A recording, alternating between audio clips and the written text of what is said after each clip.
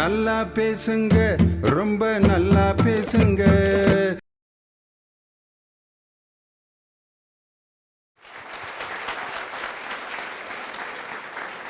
எங்கள் வாழ்வும் எங்கள் வளமும் மங்காத தமிழ் என்று சங்கே முழங்கு. எங்கள் பகைவர் எங்கோ மறைந்தார், இங்குள்ள தமிழர்கள் ஒன்றாதல் கண்டு பொங்கு தமிழர்க்கு இன்னல் விளைத்தால் சங்காரம் நிஜமென்று சங்கே முழங்கு. சங்கே முழங்கு, சங்கே முழங்கு. பொங்கு தமிழர்க்கு இன்னல் விளைத்தால் சங்காரம் நிஜமென்று சங்கே முழங்கு என்று பாடிய புரட்சி கவி பாரதிதாசனின் அருமையான தமிழ் பற்று மிக்க கவிதையை நினைவு கூர்ந்து வரலாற்று சிறப்புமிக்க இந்த கோவை மாநகரத்தில் மிக சிறப்பாக இங்கே வடிவமைக்கப்பட்டு கல்வி சேவை செய்து கொண்டிருக்கும் முத்தமிழறிஞர் டாக்டர் கலைஞர் அவர்களின் பெயரை தாங்கிய இந்தியாவிலே இருக்கும் ஒரே கல்லூரி கலைஞர் கருணாநிதி பொறியியல் மற்றும் தொழில்நுட்ப கல்லூரி என்ற பெயரை தாங்கி இருக்கும் ஒரே கல்லூரி. அந்த கல்லூரியிலே நடைபெற்று கொண்டிருக்கக்கூடிய இந்த நல்ல நிகழ்ச்சிக்கு வருகை தந்து சிறப்பு விருந்தினராக கலந்து கொண்டு இக்கல்லூரியில் நடைபெற்ற இந்த இடத்தையும் எங்களுக்கு வழங்கி வாழ்த்துரை வழங்கி எங்களை பாராட்டி சிறப்பு செய்திருக்கின்ற எங்கள் அன்பிற்கும் மரியாதைக்கும் உரிய அருமை அண்ணன், மரியாதைக்குரிய முன்னாள் அமைச்சர் அல்ல, என்னாலும் கோவை மாவட்டத்திற்கு மக்களால் அமைச்சர் என்று அழைக்கப்படுகின்ற மரியாதைக்குரிய பொங்கலூர் பழனிசாமி அவர்களுக்கு எங்களுடைய மனமார்ந்த நன்றியை சொல்லி, எங்கள் அன்பிற்கும் மரியாதைக்கும் உரிய அருமை அண்ணன், மாவட்ட கழகத்தினுடைய துணை செயலாளர் மரியாதைக்குரிய துரைசாமி அவர்களையும், கோவை தெற்கு மாவட்டத்தினுடைய மாவட்ட கழகத்தினுடைய செயலாளர் அருமை அண்ணன் நாச்சிமுத்து அவர்களையும், மற்றும் இங்கே வருகை இருந்திருக்கக்கூடிய விவசாய அணியினுடைய தலைவர் அவர்களையும், மற்றும் எனக்கு வாழ்த்துரை வழங்கி என்னை பாராட்டி பொன்னாடை அணிவித்த அனைத்து சான்றோர்களையும், பெரும் திரளாக இங்கே வருகை இருந்திருக்கக்கூடிய எங்கள் உயிரினும் மேலான ரசிக பெருமக்கள் அனைவருக்கும் என்னுடைய மனமார்ந்த வாழ்த்துக்களையும் நன்றியையும் சொல்லி, மாற்றுத்திறனாளிகளை மட்டும் வைத்து அவர்களுடைய திறமையை உலகத்தில் இருக்கக்கூடிய ரசிகர்கள் அனைவரும் ரசிக்க வேண்டும், பார்க்க வேண்டும், பாராட்ட வேண்டும், பாடம் கற்றுக்கொள்ள வேண்டும் என்பதற்காக இந்த அருமையான நிகழ்ச்சி ஏற்பாடு செய்யப்பட்டிருக்கிறது. இந்த நிகழ்ச்சிக்கு மிக முக்கிய காரணமாக இருந்து இவர்களையெல்லாம் ஒருங்கிணைத்து அழைத்து கொண்டு வந்து எங்களுக்கு முழு ஒத்துழைப்பு கொடுத்த எங்கள் அன்பு சகோதரி, அன்பிற்கும் மரியாதைக்கும் உரிய செல்வி பூரணகலா அவர்களுக்கு எங்களுடைய மனமார்ந்த நன்றி. கோவை மாநகரம் எவ்வளவு சிறப்பானது, இந்த மாவட்டத்தில் பேசுகிறதுக்கு உண்மையிலே கொடுத்து வைக்கணும். என்ன காரணம்னா, ரிட்டையர் ஆனவங்க பூரா செட்டில் ஆகணும்னு நினைக்கிறதே இந்த கோவை மாவட்டம் தான். அதுக்கு ஒரே காரணம் ரெண்டு. ஒன்று, இதனுடைய கிளைமேட்.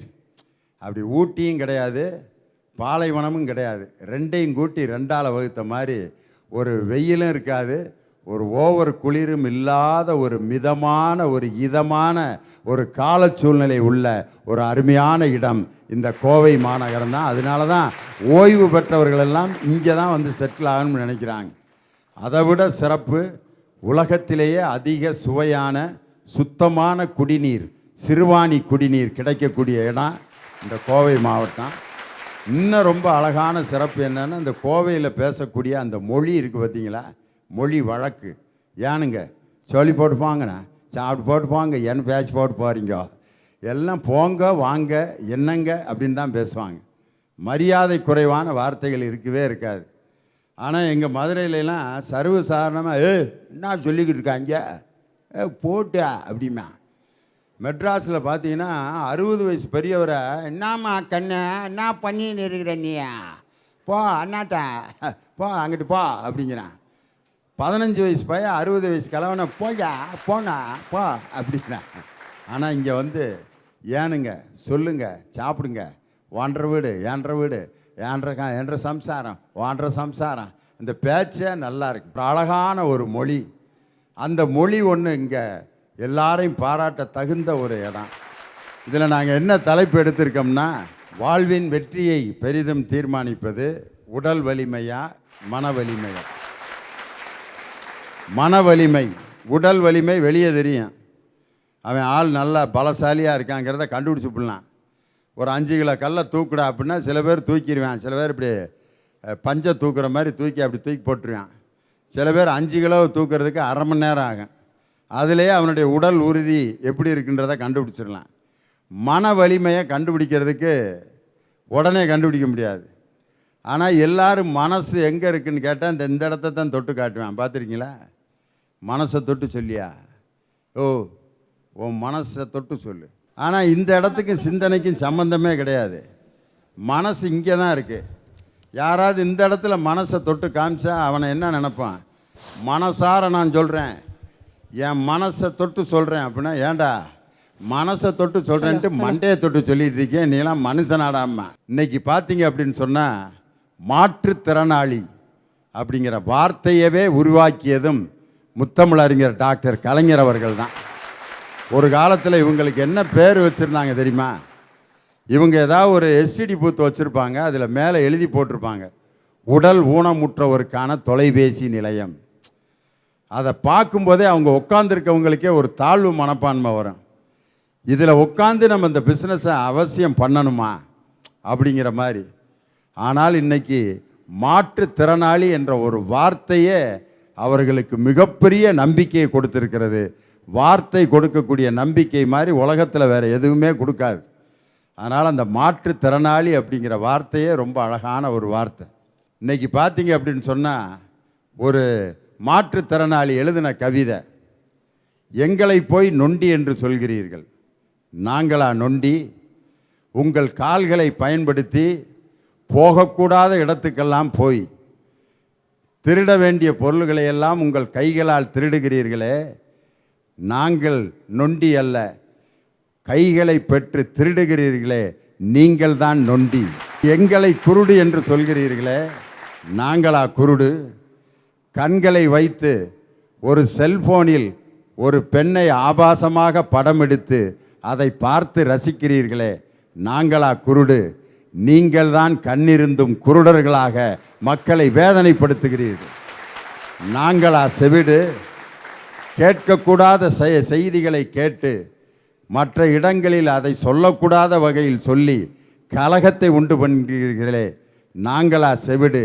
நீங்கள் தான் காதிருந்தும் செவிடர்களாக இருக்கிறீர்கள். எங்களை போய் அந்த வார்த்தைகளை சொல்லி அழைக்காதீர்கள். அது இருந்தும் அதை தவறாக பயன்படுத்துகிறீர்களே, நீங்கள் தான் உடல் ஊனமுற்றவர்கள், நாங்கள் மாற்றுத்திறனாளிகள் என்று ஒரு மாற்றுத்திறனாளி எழுதிய கவிதை. அனைவருக்கும் வணக்கம். வாழ்க்கையில் பெரிதும் வெற்றிக்கு உதவுவது உடல் வலிமையே என்ற தலைப்பில் நான் பேச வந்திருக்கேன். இங்க எல்லாரும் வந்தோடனே பேசுவாங்க, நான் இங்க வந்து நின்று இந்த கருத்தை பேச காரணம் என்னோட மன வலிமை தான். இங்க வந்து நின்று இதுக்கெல்லாம் என்னங்க காரணம்? உடல் வலிமை இருந்தால் தாங்க இங்கே வர முடியும். இருமல், சலதோஷம், சளி, இப்படி 3 டிசீஸ் இருந்தாலே நம்மளால் இங்கே பேச முடியாதுங்க. அப்புறம் எங்க மன வலிமைன்னு மட்டும் பேச முடியும்? 1 மணி நேரம் நம்ம தொடர்ச்சியாக பேசணும்னா கட்டாயம் தண்ணி வேணும். உடல் வலிமையை விட்டுட்டு மன வலிமை தான் பெருசு, மன வலிமை தான் பெருசுன்னு எல்லாம் பேசிக்கிட்டு இருந்தீங்கன்னு வச்சுங்க, நினப்பு தான் பொழப்ப கெடுத்து புடிஞ்சாக்கிறத. நான் தமிழக அளவிலான பார்வையற்றோருக்கான கிரிக்கெட் அணியில் இருக்கங்க. தமிழகத்துக்கான உதைப்பந்தாட்ட அணிலையும் நான் விளையாண்டு வர்றேங்க. இது 2க்குமே காரணம் என்னோட உடல் வலிமை தாங்க. மைதானத்தில் நான் 12 மணி நேரம் பிராக்டிஸ் பண்ணா தாங்க 1 மணி நேரம் என்னால் உதைப்பந்தாட்டத்தை விளையாட முடியும். இன்னைக்கு சின்ன பசங்கள்ட்ட எல்லாம் கேட்டா, நீ யார் ஆகணும்? ஒரு ரொனால்டோவா ஆகணும், ஒரு மெஸ்ஸியா ஆகணும் அப்படின்னு வேணா சொல்லலாம். சும்மா கனவு, அது மன உறுதினு சொல்ல முடியாது. அதுக்காக கிரவுண்ட்ல இறங்கி உழைக்கணுங்க. அப்பதான் ஒரு மெஸ்ஸியையோ ஒரு ரொனால்டோவையோ பார்க்க முடியும். இல்லாட்டி லாஸ்ட் வரையும் அது வெறும் பேச்சா தான் கரைஞ்சு போயிடும். இன்னைக்கு பாருங்க, எல்லாருமே விளையாட்டுங்கிற ஒன்றை விட்டுட்டு படிப்பு படிப்புன்னு போயிட்டு இருக்காங்க. இன்னைக்கு 10 kg குழந்தை தன்னோட முதுகுல 10 kg புத்தகத்தை தூக்கிட்டு போகுது. என்ன எந்நேரமும் படிப்பு. நான் இப்படி தாங்க 12வது படிக்கையில் மும்பையில் ஒரு கிரிக்கெட் மேட்ச்சு, நான் 12வது படிச்சுக்கிட்டு இருக்கேன். மும்பையில் ஒரு கிரிக்கெட் மேட்ச் விளையாட போனோம், தேசிய அளவிலான போட்டி. எங்கள் பள்ளிக்கூடத்தில் கேட்டால் விடுவாங்களா? கட்டாயம் விட மாட்டாங்க. அதுக்காக ஒரே ஒரு முறை மட்டும்தான் எங்கள் பாட்டியை கொன்னேன்.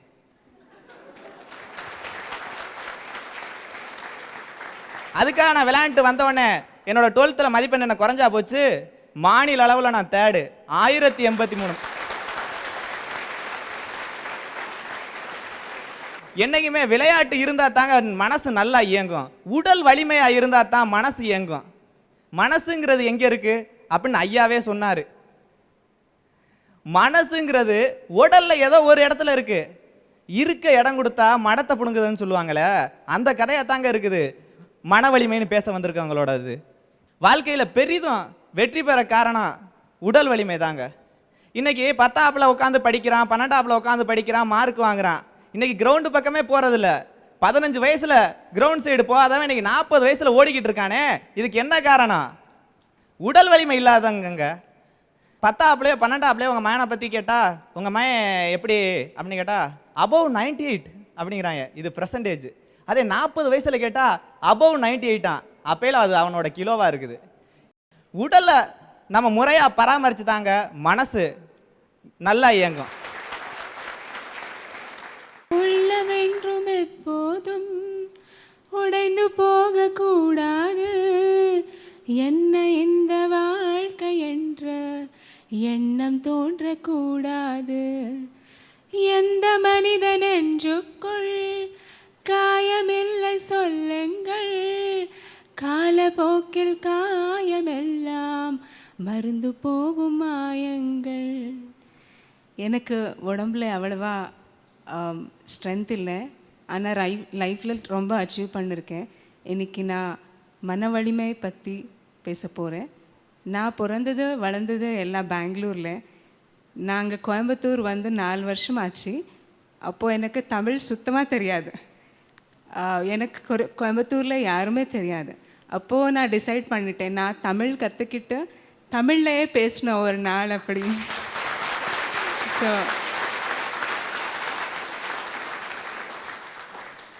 தமிழில் மிஸ்டேக் பண்ணால் தயவுசெய்து மன்னிச்சிடுங்க. 2009 ஒரு நாள் எனக்கு காய்ச்சல் வந்தது. நான் நெக் டவுன் பேரலைஸ் ஆகிட்டேன். அப்போ இதே லைஃப்பில் எண்டு எனக்கு அப்படி தோணுது. அப்போது என் பையனுக்கு 2 வருஷம், எனக்கு கல்யாணம் ஆகிருக்குது. ஸோ அப்போது டாக்டர் சொன்னார், மெடிசன் கொடுத்து சொன்னார், இப்போ மெடிசன் கொடுக்குறேன், யூல் பி ஓகே, பட் அப்புறமா உனக்கு கம்ப்ளீட் டிசபிலிட்டி ஆகிடும் அப்படி சொன்னாங்க. ஸோ நான் ரொம்ப டிப்ரெஷனில் போயிட்டேன். அப்போது என் ஹஸ்பண்ட் வந்து ரொம்ப மென்டல் ஸ்ட்ரென்த் கொடுத்தார் எனக்கு. Krishna, Christ, whoever it is, physical பாடியில் எல்லாருமே காட் இருந்தாலும் அவங்க ஒரு நாள் போகணும். நாங்கள் எல்லாம் என்ன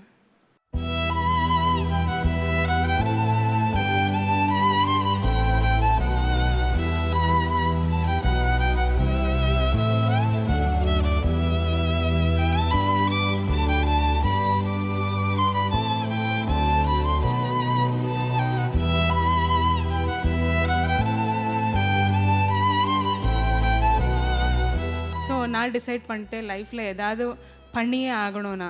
ஸோ 2 பண்ணணும்னா, ஒரு வந்து நல்ல வேலை பண்ணணும், 2 I should bring glamour to disability அப்படி. So I change my look completely. நான் இப்படி I was not like this. So I change. யாரும் என்னை பார்த்து பாவம் எண்ணக்கூடாது, யாரும் சிம்பத்தி கொடுக்க கூடாது, என்னை பார்த்து வாவ் என்னணும். Then I move better with support, not with sympathy. So எங்களுக்கு சப்போர்ட் கொடுங்க, சிம்பத்தி எப்போவுமே வேண்டாம். ஸோ அப்புறமா என்ன ஆச்சு, நான் லைஃப்பில் நான் நிறைய வேலை பண்ண முடியாது. என்னால் துணி போட முடியாது, செப்பல் போட முடியாது, சாப்பிட வராது, ரொம்ப I can't do any thing. Okay, so அது இருந்தாலும் நான் லைஃப்பில் என்ன பண்ணியிருக்கேன்னு இப்போ சொல்லுவேன். என்ன லைஃப் பற்றி ஒரு ஷார்ட் மூவி எடுத்தாங்க, லைஃப் ஃபைண்ட்ஸ் அவேன்னு. அது நாங்கள் பெங்களூரில், கோயம்புத்தூரில், கொல்லமில், தென் பூனாவில் லான்ச் பண்ணியிருக்கோம். கோயம்புத்தூரில் லான்ச் பண்ணப்போ எங்கள் கோயம்புத்தூர் கார்ப்பரேஷன் கமிஷனர் அப்புறமா கோயம்புத்தூர் கலெக்டர் எல்லாம் வந்தாங்க. ஸோ நல்லா அப்ரிஷியேட் பண்ணாங்க என்னை வேலை பார்த்துட்டு மூவி பார்த்துட்டு. நீ இவ்வளோ எல்லாம் பண்ண முடியுமா அப்படி கேட்டாங்க. ஸோ அது யூடியூப்பில் இப்போ மூவி இருக்கும், நிறையா வியூஸ் வந்திருக்கும் அந்த மூவிக்கு. அப்புறமா நான் வந்து கேலண்டர் 2016க்கு மாடலுங்க. நான் வந்து கேலண்டர்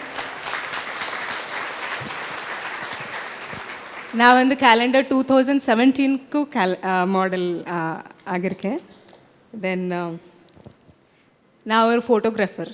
லாஸ்ட் வீக் வந்து பெங்களூரில் நேஷ்னல் லெவல் ஃபோட்டோகிராஃபிஸ் எக்ஸிபிஷன் ஆர்கனைஸ் பண்ணாங்க. அதில் இந்தியாவில் இருக்கிறவங்க நிறைய குட் ஃபோட்டோகிராஃபர்ஸ் எல்லாம் அவங்க ஃபோட்டோஸ் எல்லாம் டிஸ்பிளே பண்ணாங்க. அதில் நான் கிளிக் பண்ண ஃபோட்டோ கூட டிஸ்பிளே பண்ணாங்க. அதுக்கு அதை சேல் பண்ணி பேஷண்ட்ஸ்க்கெல்லாம் ஹெல்ப் பண்ணாங்க. ஸோ என்ன நான் கிளிக் பண்ண ஃபோட்டோ கூட சேல் ஆயிடுச்சு. அது எனக்கு பெரிய விஷயம். ஏன்னா the other photographers many photos could not be sold. So that's a great achievement for me. And என்னால் டைப் பண்ண முடியாது, என்னால் என்ன சிக்னேச்சர் மேட்ச் ஆகாது இப்போ பேங்க்கில் எல்லாம். ஆனாலும் எனக்கு ஸ்டோரி ரைட்டிங்னா ரொம்ப பிடிக்கும். நான் ஐ ஆம் அ ஷார்ட் ஸ்டோரி ரைட்டர். நான் நிறைய ஸ்டோரிஸ் எழுதியிருக்கேன். ரீசெண்ட்லி இன்னர்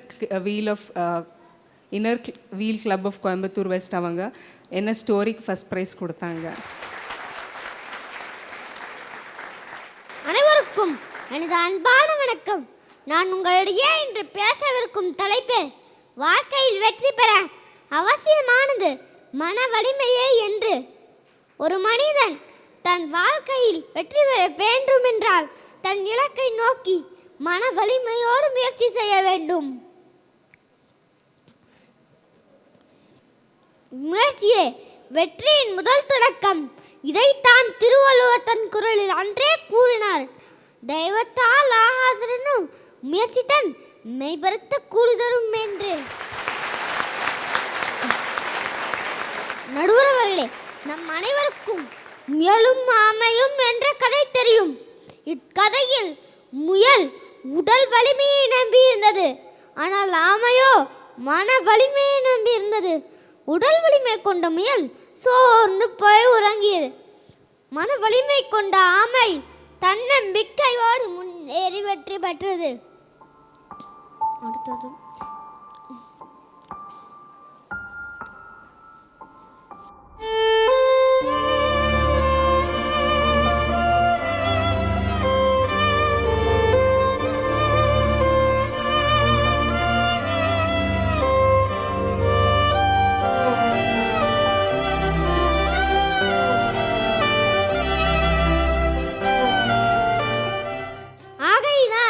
மனவலிமை இருந்தாலே எத்தகைய துறையிலும் நம்மால் முத்திரை பதிக்க முடியும். எடுத்துக்காட்டாக டாக்டர் அப்துல் கலாம் ஐயா அவர்களை பற்றி கூறலாம். தன் மன வலிமையினால் வாழ்க்கையில் பல்வேறு சாதனைகளை படைத்தவர். அவர் மறைந்தாலும் அவர் படைப்புகள் ஒவ்வொன்றும் நம்மை தன்னம்பிக்கையோடு வாழ தூண்டுகோலாக இருக்கின்றது. விடாமுயற்சி விஸ்வரூப வெற்றி என்பதைப் போல நண்பர்களே, முடியாது என்று நினைப்பவன் வெற்றி பெற தவறி விடுகிறான். வலிமையோடு பாடுபடுபவன் அவர்கள் விட்டதை பிடித்து விடுகிறான். நடுவர் அவர்களே, மூழ்கினால் மட்டும் போதாது, மூச்சை அடக்கினால் தான் முத்தெடுக்க முடியும். மூழ்குவது என்பது உடல் வலிமை, மூச்சை அடக்குவது என்பது மன வலிமை.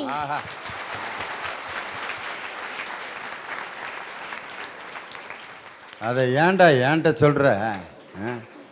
மூழ்கினது மட்டும் பிரச்சனை இல்லை, மூச்சை அடக்குனா தான் முத்த எடுக்க முடியும் நடுவர் அவர்களை அப்படிங்கிறான்.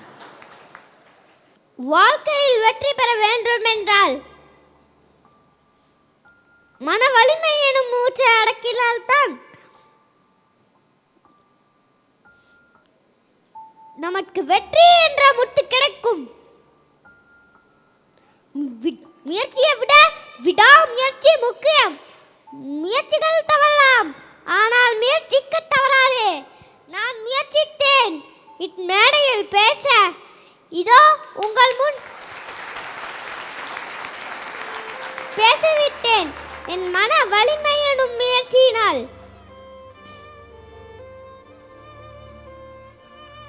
நடுவர் அவர்களே, மூச்சுக்கு 3 எழுத்து, மூச்சு கொடுத்த உயிருக்கு 3 எழுத்து, உயிர் இருக்கின்ற உடலுக்கு 3 எழுத்து, உடல் இருக்கும் நிலம் 3 எழுத்து, நிலத்திலிருந்து நான் பேசும் பேச்சு 3 எழுத்து, அதற்கு நீங்கள் கொடுக்கும் தீர்வு 3 எழுத்து. வெற்றி என்ற 3 எழுத்தை கொடுத்தாலும் சரி, தோல்வி என்ற 3 எழுத்தை கொடுத்தாலும் சரி, நான் நன்றி என்ற 3 எழுத்தை கூறி எனக்கு வாய்ப்பளித்த நடுவர் அவர்களுக்கும் கடந்த தொலைக்காட்சிக்கும் என் நன்றியை சமர்ப்பிக்கிறேன். நன்றி, வணக்கம்.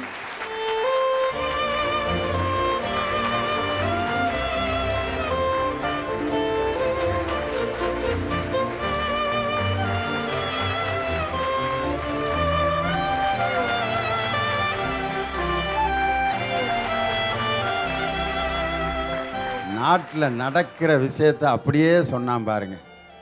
நீங்கள் வெற்றி என்ற 3 எழுத்தை கொடுத்தாலும் தோல்வி என்ற 3 எழுத்தை கொடுத்தாலும் நான் எப்பொழுதும் உங்களுக்கு நன்றி என்ற 3 எழுத்தை தான் நான் தருவேன் அப்படின்ட்டு ரொம்ப அழகான எல்லாருக்கும் பாடம் கற்பித்து கொடுத்துட்டாப்பு.